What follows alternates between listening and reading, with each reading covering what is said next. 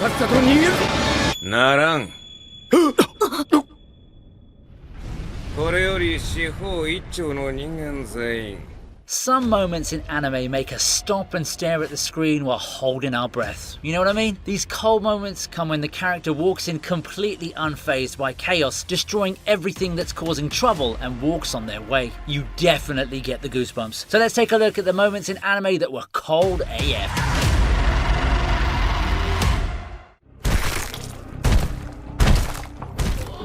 Mikey. Let's talk about Mikey from Tokyo Revengers, who's the king of contradictions, and that's exactly what makes him a fun character. I know you're probably thinking, Mikey? Really? You see, Mikey looks like a tiny blonde goofball and is the most carefree guy in the world, but when things get serious, Mikey flips the switch and becomes a one-man wrecking crew. We're literally talking about a guy who can knock out a man twice his size with a single roundhouse kick without even breaking a sweat. His fighting style gives us chills, and one of the most terrifying scenes was when we got to see Mikey letting it out when he was against Kazutora. Basically, Mikey and Kazutora had a history, a really bad one. During their fight, when Kazutora hit a nerve, Mikey's eyes went pitch black and he started pummeling the shit out of Kazutora. And when I say pummeling, I mean 54 punches. Yep, 54. I counted, and you can trust me on that. He absolutely annihilated Kazutora like he was punching a bag, not a person. Mikey was so deep in his rage that it felt like the guy could have turned Kazutora into dust if he didn't snap out of it. 俺は一番大事なものを壊しちまったんだな。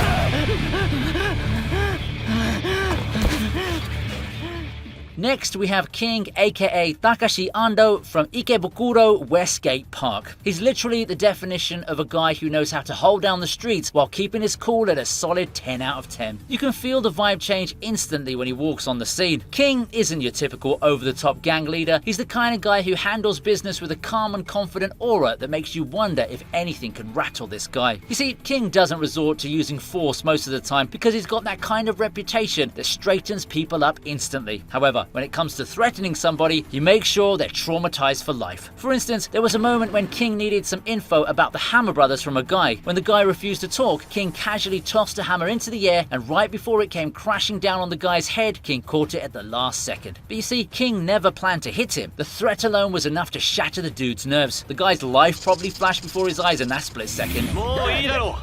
相手はガキだぞ。全部てめえのせいか。やっと当選者のね。 Takamura from Hajime no Ippo is the absolute force of nature. He's basically a walking wrecking ball. Takamura is the type of guy who can smash through opponents, drop ridiculous one-liners, and somehow manage to make everything look like it's all part of the plan, because in his mind, it is the plan. Now, enter Brian Hawk, the trash-talking, cocky, unhinged American champion. This guy doesn't just want to win, he also wants to leave his opponent absolutely destroyed and humiliated. When Takamura and Hawk finally face off, it's like the universe itself holds its breath. You can feel the adrenaline pumping through your veins as these two titans get ready to clash. By the end of the fight, something inside Takamura snaps and he starts unloading punches on Hawk with a ferocity that could only be described as legendary. The weight of his punches look like they'd ruin your life if you stood close to the ring. This scene definitely gave me chills.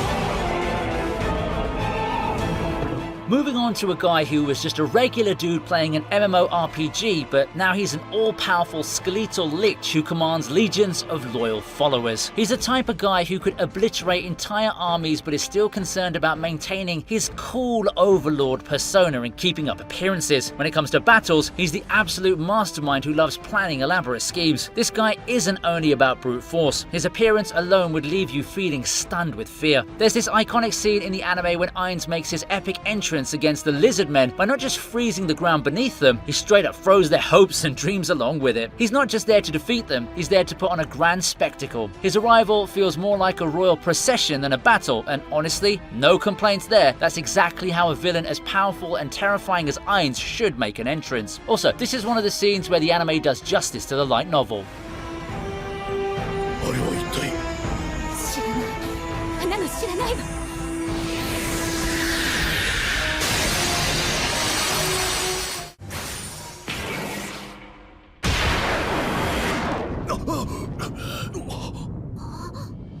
Julius Novachrono from Black Clover is the coolest magic emperor you'll ever come across. Seriously, this dude can control time. He can freeze time, rewind it, and bend reality like it's no big deal. But what makes him even more fun? He's got this childlike obsession with magic, and he literally becomes a kid with wide eyes when anybody is talking about magic. And when this guy's not being goofy and chill, he's casually being one of the most overpowered characters in the series. One of the most don't mess with Julius moments came when he annihilated the Eye of the Midnight Sun. Like, those guys didn't even have time to blink before they were turned to dust. 2 of their members, gone. Poof, just like that. 俺に奪わせろ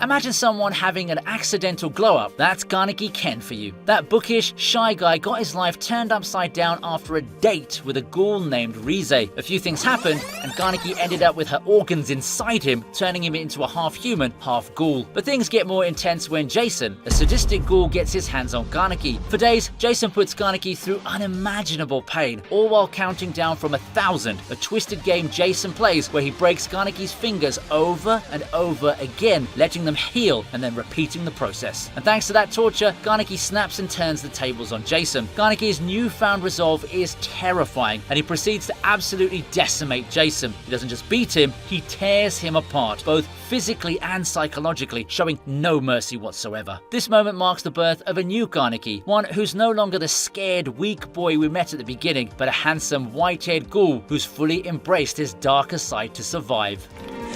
仕方ないよね。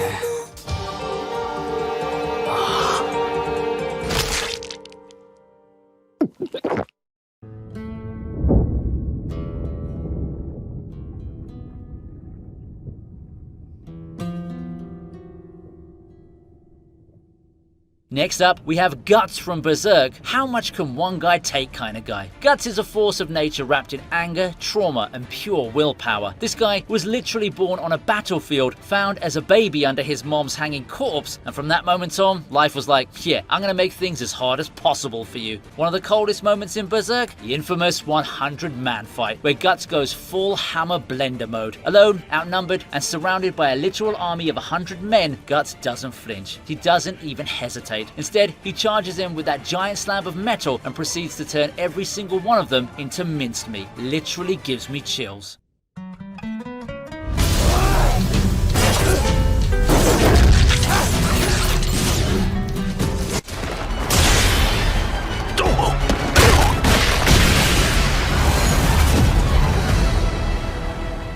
Now let's talk about Orsted from Mushoku Tensei, whom you wouldn't want to accidentally bump into ever. Known as the Dragon God, this dude carries around an aura so terrifying that people literally pass out just being in his presence. At first glance, Orsted seems like the final boss you'd fight at the end of some ridiculous RPG. But beneath all of that stoic menace, there's a reason why Orsted is so insanely powerful and so feared. He's cursed. The moment anyone lays eyes on him, they're hit with the overwhelming feeling that they're about to meet their doom. When Rudius, Ares, first saw him, they literally froze in their place. And what made Orsted so ridiculously badass in this scene? It wasn't just the raw power, although trust me, the man's got enough of that to wipe out nations. It was the way he dismantled them without even breaking a sweat.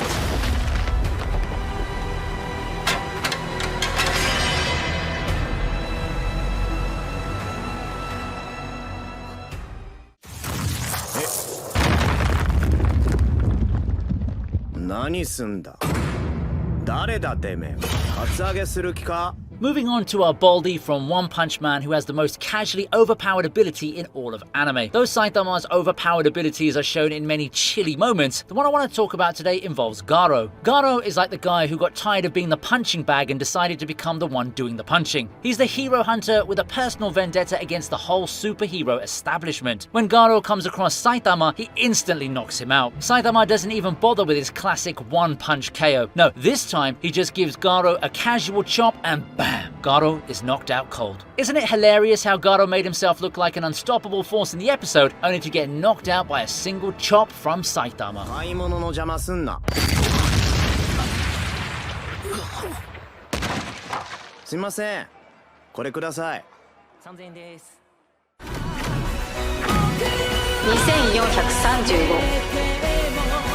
2806、3250。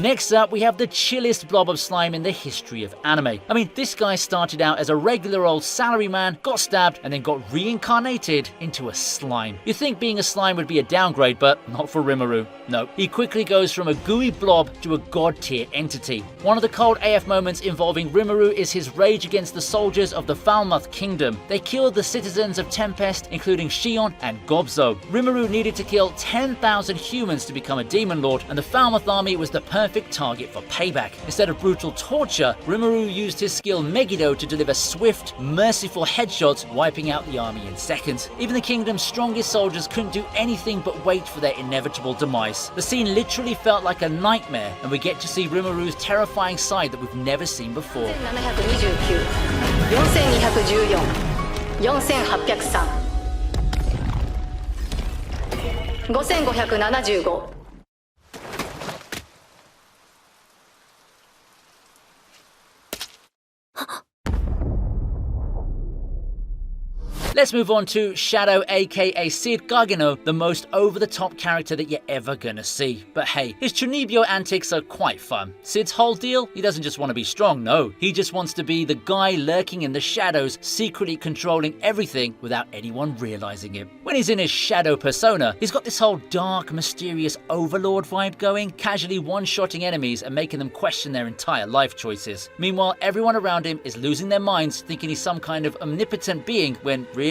Sid's just having fun playing pretend. There was this one scene where Sid found himself up against Princess Beatrix and Iris. When he tricks Beatrix and disappears behind her, that gave me chills. Dude took on two of the most powerful fighters of the kingdom and brutally defeated them. Lesson learned, never mess with Shadow.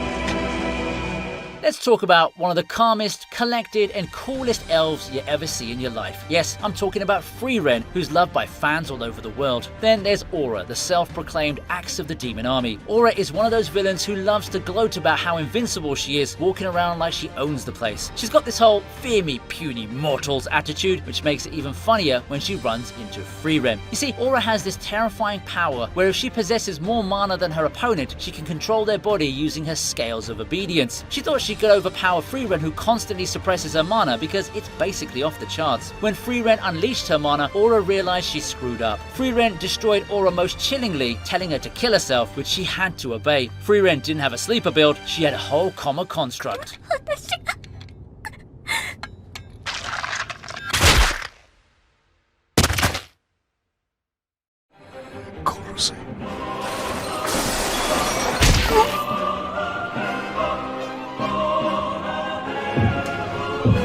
Kurapika from Hunter x Hunter is the guy you definitely don't want to mess with. He might seem like the cool and collected type, but beneath that cool exterior is the rage that burns hotter than 1,000 suns. On the other hand, we have Uvogin, a member of the Phantom Troop whose role is to basically demolish anything that gets in their way. Kurapika faces Uvogin in order to avenge his fallen brethren, and boy oh boy was it glorious. Kurapika literally brought a shovel to the battlefield, which I believe is the biggest flex in the history of anime. Our boy not only beat him up brutally and changed his body, he literally shackles Uvogin's heart, making him feel every ounce of vengeance stored up inside. That's what makes Hunter x Hunter so awesome. The strongest characters can still be taken down if their opponents outsmart them. It keeps every fight exciting and unpredictable.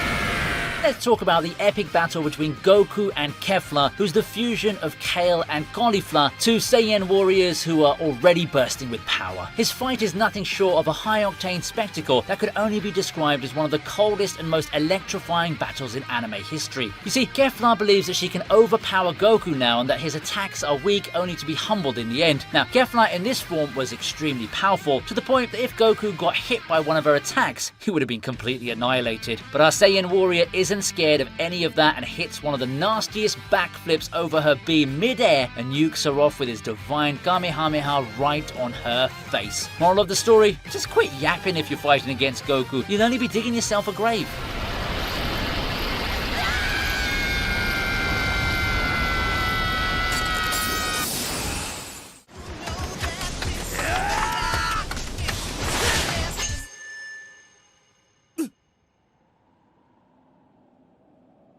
Aizen, the master manipulator, has secretly controlled the Soul Society's events from the shadows and caused a lot of destruction, all in pursuit of achieving his goals. This fight is one of the coldest in anime history due to Aizen's silent cold power that stopped Ichigo's theme. This act of manipulation not only screamed Aizen's ruthless nature, but also showed his true power. Like, how can someone stop Ichigo's theme with their index finger? Bleach fans know that Aizen is the type of guy who would do anything it takes to achieve his ultimate goal, and that's why he shuts off Ichigo's power to gain the upper hand in battle and push forward with his sinister plans. This fight is one of the coldest moments in anime, making legends like Ichigo feel goosebumps.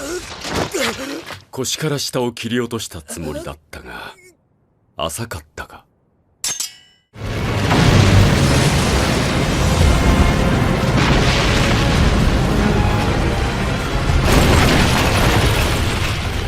Next off, Eren's rumbling. In the final season of Attack on Titan, Eren shocked the world by unleashing rumbling. Now, if you've watched AOT, you probably know how rumbling works, but let me remind you. So rumbling is a devastating event where the founding Titan gains control over the colossal Titans, making them march around the world to literally crush everything. But why did Eren do it? Eren was driven by freedom and he had to protect the Paradise Island. He strongly believed that the world would never accept Eldians and that the only way for them to survive was to eliminate all the potential threats. Undoubtedly, rumbling is one of the coldest moments in anime history because of its horrors, mass destruction, and unsettling visuals. The rumbling was also a controversial moment in AOT, which sparked debate amongst fans about Eren's morals and the consequences of his choices, but I guess he'd been holding on to the hatred for quite a long time.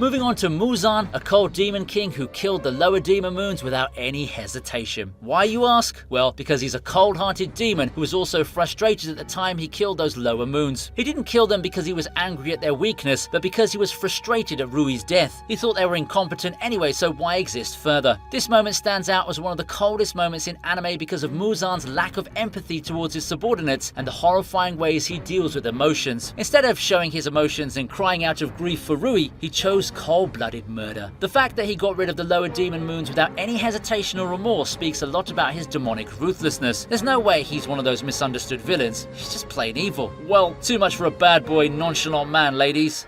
お前は私に指図した。死に値する。さっさと逃げるぞ。ならん。これより四方一丁の人間全員 Let's talk about another king of curses, Sukuna, who, unlike Muzan, feeds on pure hatred and destruction for his own amusement. As king of the curses, Sukuna doesn't kill out of frustration or weakness, he just enjoys killing others. In the second season of Jujutsu Kaisen, Sukuna decided to make a heavy entrance amidst the Shibuya incident arc. He threatened to kill all the sorcerers, and he portrayed his dominance by telling them not to move until he said so. Sukuna's single clap collapsed the buildings and caused a lot of chaos all around Shibuya. This was one of the coldest anime moments that showed how merciless Sukuna could be. The way he toyed with humanity and our powerful sorcerers left everyone utterly helpless, which also reminds everyone to not mess with the king of curses.